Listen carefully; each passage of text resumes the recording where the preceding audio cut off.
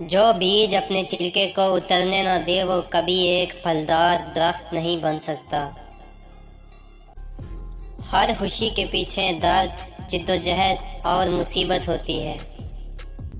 کوئی انسان دکھ اٹھائے بغیر سکھ کی قدر کیسے کر سکتا ہے؟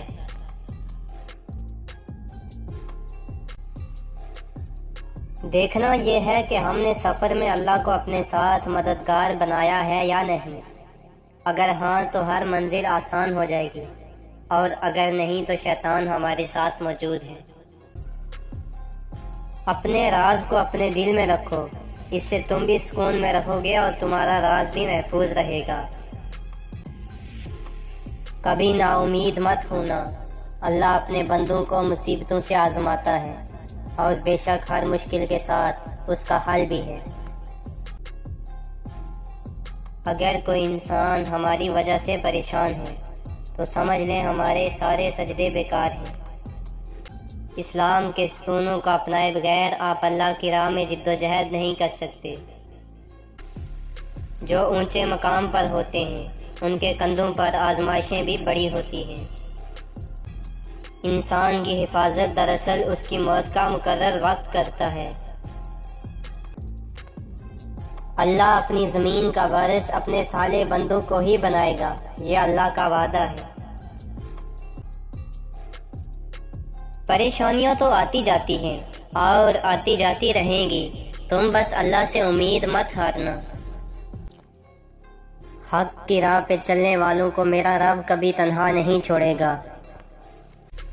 اگر آپ کا دل پاک ہے تو یہ دنیا کی کسی بھی برائی سے متاثر نہیں ہو سکتا۔ اگر اصول پر ہو تو ڈٹ جاؤ، اگر انا پر ہو تو پیچھے ہٹ جاؤ۔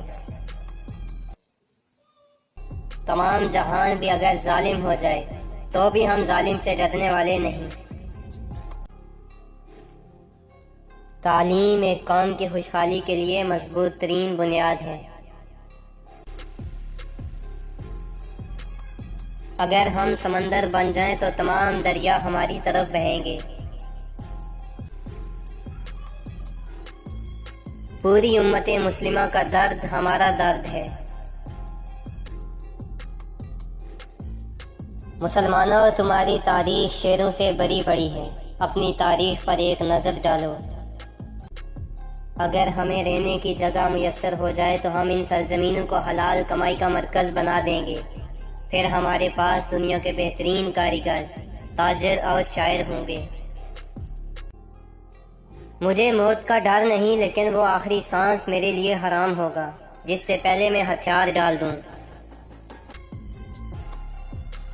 جو لوگ اللہ کے ساتھ دوستی کرتے ہیں ان کو کوئی خوف نہیں ہوتا۔